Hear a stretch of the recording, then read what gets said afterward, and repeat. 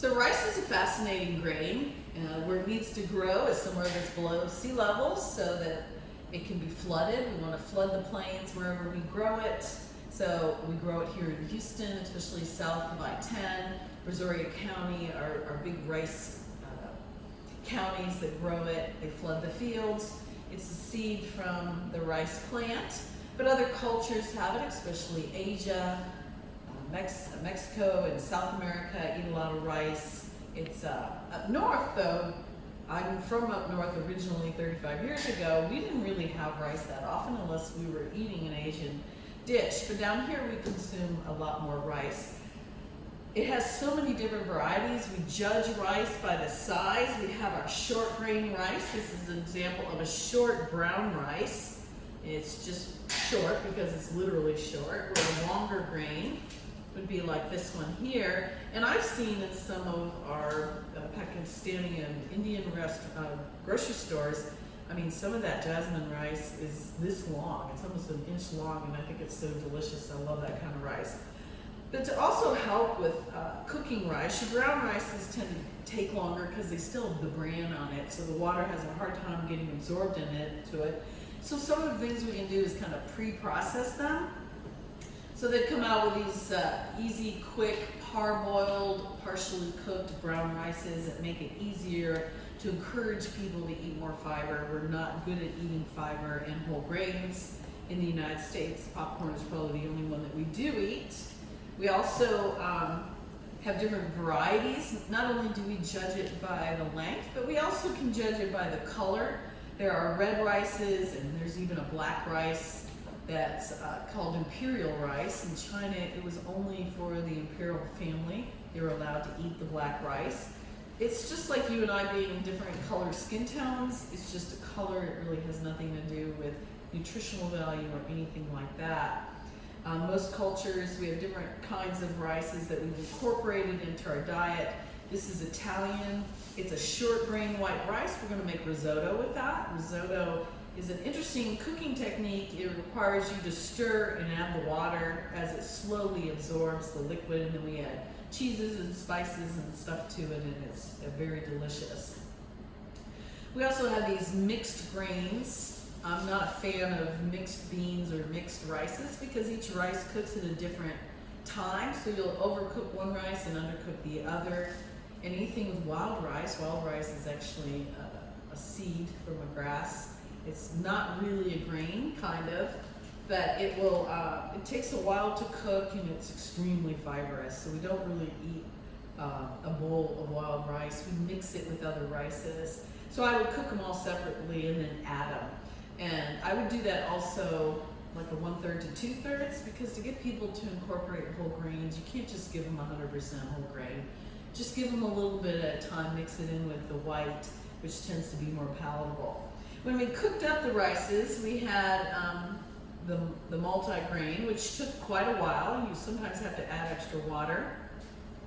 We had the minute rice, which really looks nice. It's not as gummy and gooey. We had a regular traditional rice, and then we had a quick cooking parboiled brown rice. They all look pretty good, and texture-wise, this one's going to be a little bit chewier, so is that one. This one's not going to be chewy at all. So these are just a sample of a fraction of the amount of rices that are out there, and I think a rice is a good thing to have in everyone's diet. It's very versatile. So one of the questions I hear a lot from patients or people that are listening to a lecture is, how do you know it's a whole grain? Here's an example of a baked square by Quaker Oats. It's a snack-like product. You would eat it as a breakfast substitute or something. And in the ingredients, the very first label, first ingredient, it says whole grain oats. When you see the word WHOLE, that means it's the whole grain. It hasn't been processed. The brand is still on it. The germ is still there. The next ingredient is whole grain wheat, and then it goes on with a bunch of other things. So when the first ingredients are a whole grain, then I know it is a whole grain. I also like to physically see the grain. If I'm eating a corn tortilla, you can see the little pieces of the corn in it, so you know it's made with a whole grain. When we're talking about oats, which is just another grain, it's pretty common in the United States. It came over from Scotland and Ireland. It's a northern grown kind of grain. Oats, what I recommend is people eat a more old-fashioned oat, not the quick oats, but we tend to eat the quick oats because the mornings we need to save time. A lot of people like the mouth texture of it, but a more heartier would be the old-fashioned oats. It would be a little chewier. And then of course this is an Irish oatmeal, but it's still cut oats, and it's the actual groat is the whole oat itself. It's called a groat. And then if you just chopped it into little pieces, it would be a steel cut oat. Where a rolled oat has been put through rollers and it squishes it so that it's rolled. I have another example of a rolled product is the rolled barley. So barley would be a whole grain too, but if I roll it, this will look like oatmeal. And you can get rolled rye and rolled other, and it's just kind of putting it through rollers and squishing the little grain, the whole grain. And that makes it quicker to cook. It allows water to absorb into it quicker. You also have, I could show you a whole grain. This is farro. It's whole wheat, but your whole oat would look just like this. And your whole rye looks the same way. It's the whole berry. You can see the outside of it, the fiber. And this is, if I cut it up, it would be steel cut. If I rolled it, it would be rolled. Farro is, we used to call it wheat berries. Here's an example of the cooked version of it. I made a wheat berry salad with a lot of good stuff in it, including feta and dried oiled tomatoes. We also put some almonds in there. This is like eating an entire meal. It has everything that you would need for a meal. Bulgur wheat is just this farro that's been chopped up into little pieces, and in the Mediterranean cultures they eat this as tabbouleh. You can get it real fine, or you can get a little bit coarser depending on how you like it. It'll absorb the liquids. And tabbouleh is going to be like a vinaigrette kind of absorption. It gives it a lot of flavor. Otherwise, grains don't have much flavor. They need all the help that they can get. That's why we like to sweeten them with sugar, and it's pretty common that our instant oatmeals have a lot of sugar in them, but they're very well liked by young kids. But we also have grits. You can't forget about corn, whole corn. We like popcorn as a whole grain. The whole corn kernel itself, whether it's hominy or it's yellow corn or it's white corn, is eaten as a whole grain, but we can dry it and then grind it up into little pieces. We call it grits. This is more common in our southern cultures where corn is common, and grits are another, aren't really a whole grain, but they are considered a grain. Because when we process grain and corn, we want to keep the germ. That's where a lot of the vitamins are. So you want to look on the outside when you're buying corn products and cornmeal, and it should say that it's not degermed. And sure enough, this is an enriched, degermed yellow cornmeal, meaning it's not going to have the same nutritional value as if it still had the germ in it. So there are a lot of different things here.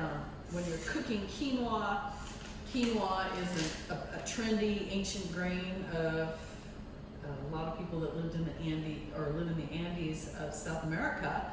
It grows at very high altitudes and cold temperatures. Right now, Canada is growing it because it is so popular.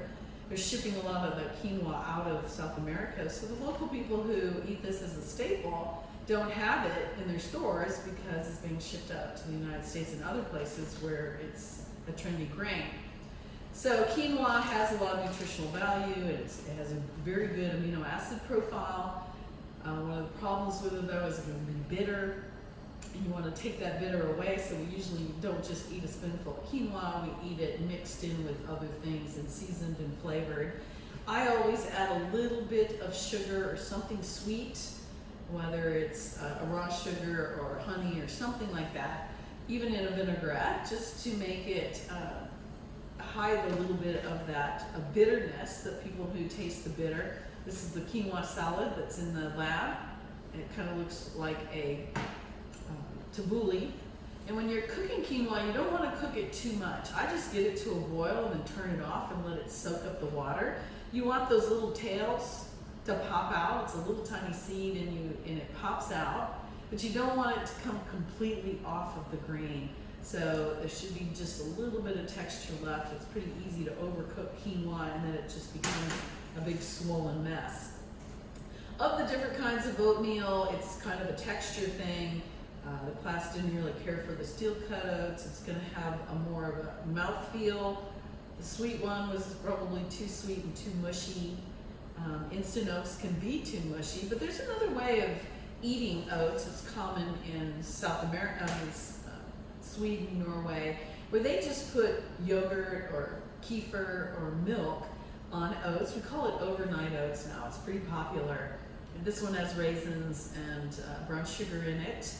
And you just leave it overnight. You don't have to cook it. The water goes into the liquid, whatever you're using, goes into the grain and allows it to soften. But you can still kind of tell it's got a rawness about it. But if you add other ingredients, nuts and dried fruit and things like that, it can be a really delicious, easy oatmeal to have. And you could do that with any of the more processed grains.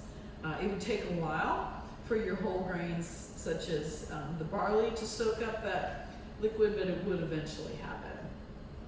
So the grains are fascinating. There's so many different ones. Every culture has their own grain, and it's just nice to try out other grains, whether they're trendy or not.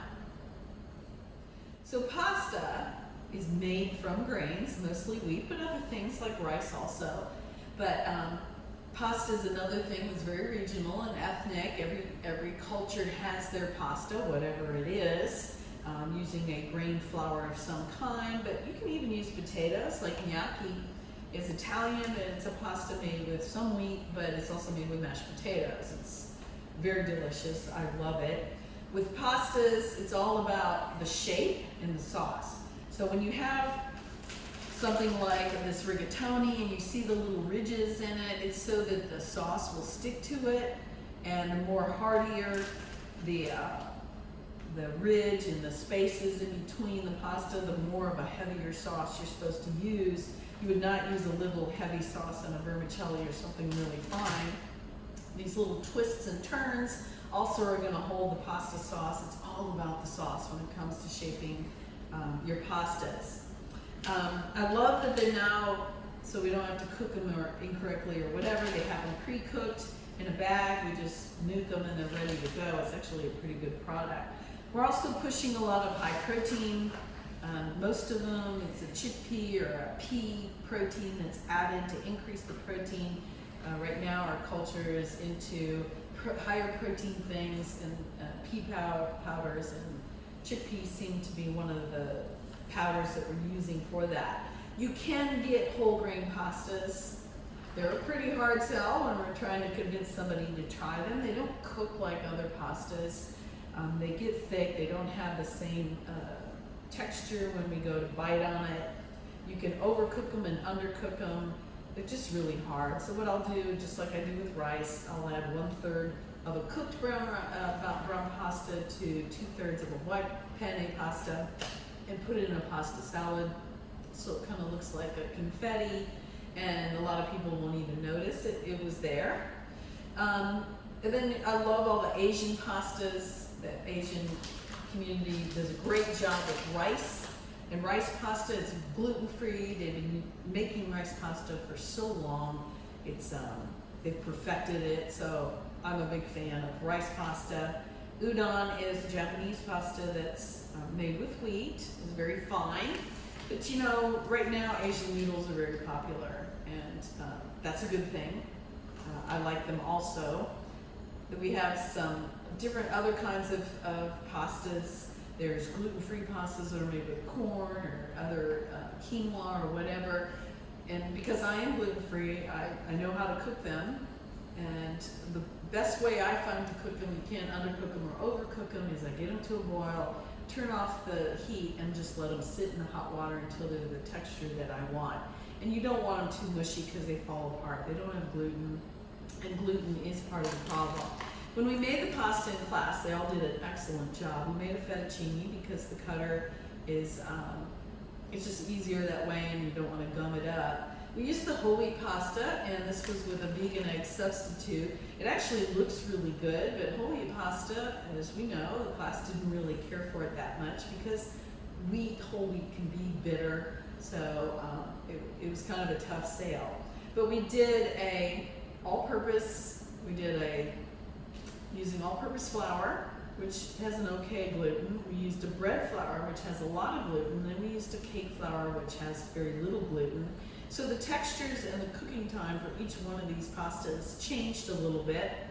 And this one is going to be a softer, less chewy. This one's going to have, with more gluten, it's going to be more chewy and a lot more texture, but they really did an excellent job. It is a puffier, when you make fresh pasta, it is puffier and totally different than dry pasta. But you could take the fresh pasta, hang it up on strings in your kitchen, which is how they used to do it, let it air dry, and then cook it as a dry pasta. But it's really easy. You should just play around with it.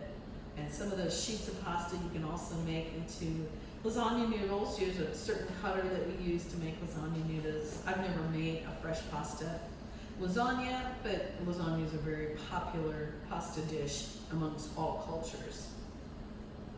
So please buy a different variety of pasta and enjoy it. Make sure you're using the right sauce for that one. A vermicelli is going to need a very, like an oil and garlic kind of a sauce, where your rigatoni can take a heartier sauce. And just play around with it, experiment, make your own noodles. It's just kind of fun to do. It's something easy to do with kids. It's like playing with Play-Doh. So feel free to do that. And because we are cooking it, using the egg is not going to be an issue from a food safety standpoint.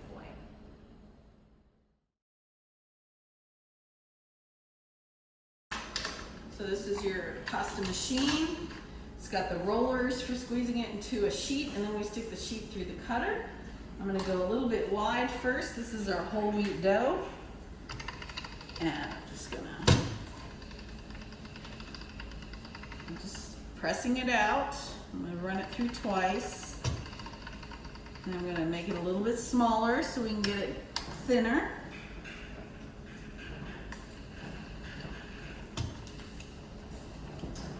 Now we're ready to put it in the cutter. Move the handle to the cutter. We're making a fettuccine cut. There we go.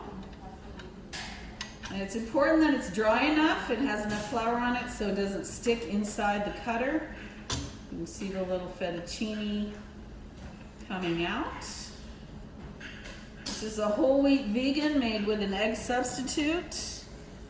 We're going to boil that in our salted water. This is the all-purpose flour. I'm making it into a sheet before I cut. Thank you. So far it's not sticking, so that's a good thing. I did flour the outside. I'll make it a little smaller.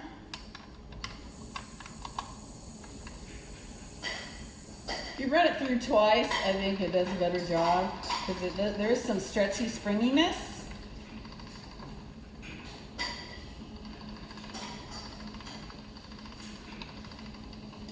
Now I'm going to put it through the fettuccine cutter.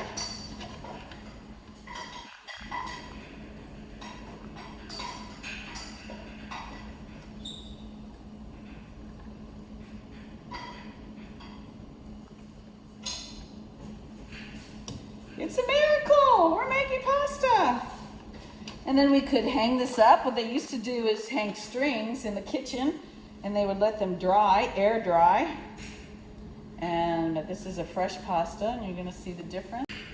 Oops, I'm gonna move the handle.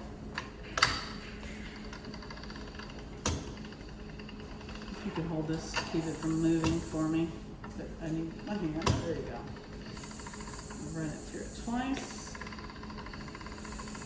So you have the cake flour, which is a very fine flour, not a lot of gluten. I'm gonna make it a little bit tighter so that it's not as thick, and then we'll put it through the cutter.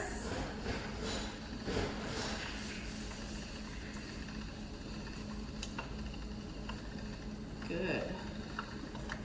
Nice big long pasta sheet. Nice big long pasta. You got your water boiling? Yes. And then we just put it through.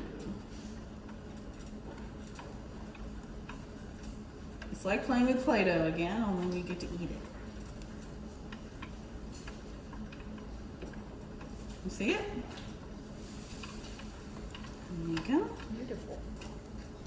There you go. There is your first bread flour. It's going to have a lot of gluten, a lot of stretchiness. The dough is going to, I'm going to make it a little bit narrower so we can put it through the cutter.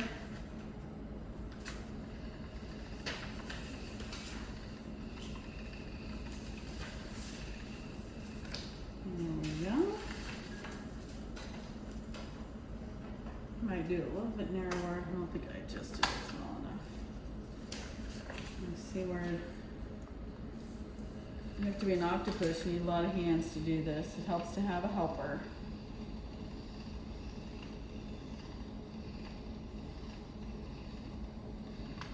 And there we go. This would make a lasagna noodle. You can cut it with this to make a noodle, or this makes a big old lasagna noodle. You can cut it, do a homemade lasagna. It's going to have a different texture though.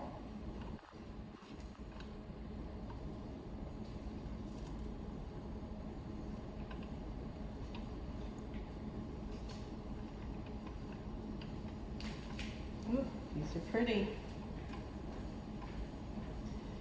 These are pretty. Here we go. Bread flour pasta, 1 cup of flour, 1 egg, made this much pasta. Okay, this is my all rice and homemade pasta, fresh pasta. My all is still cooked.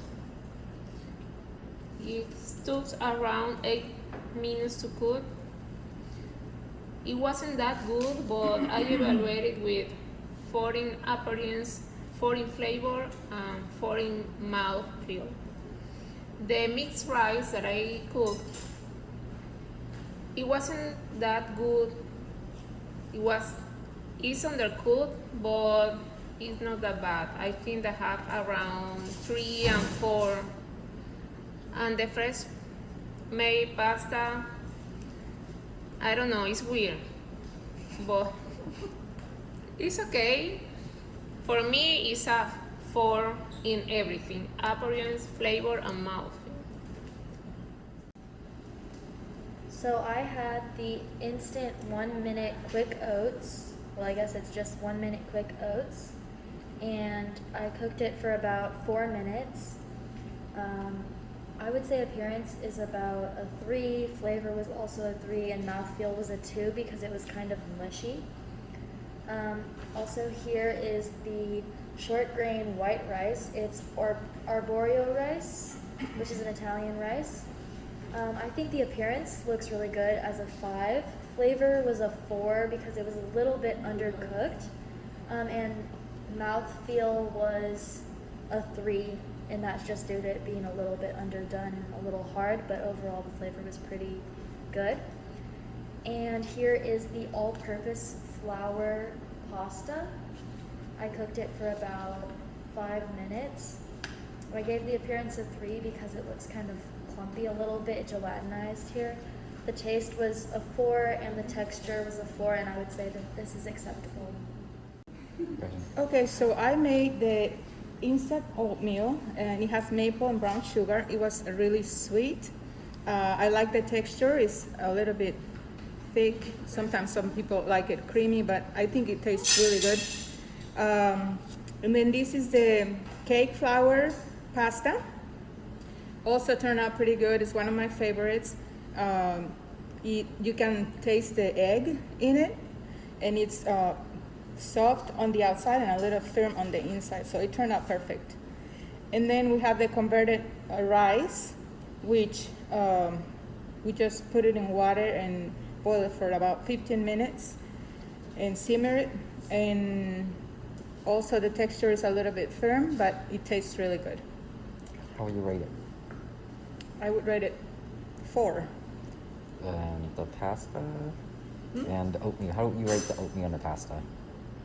5 and 5. I had the 1 minute Quaker oats, the quick 1 minute oats, and I had the long grain rice and the bread flour noodles. They all turned out pretty good. This is really easy to make. It just takes 1 minute boiled in some water. This also just boiled in some water, and this is the bread flour. I thought this turned out kind of chewy and thick. It tastes good. I would give it a 4 for overall. This I would give a 5. I really like the long grain rice. And then for the oats, I would give it a 5 as well.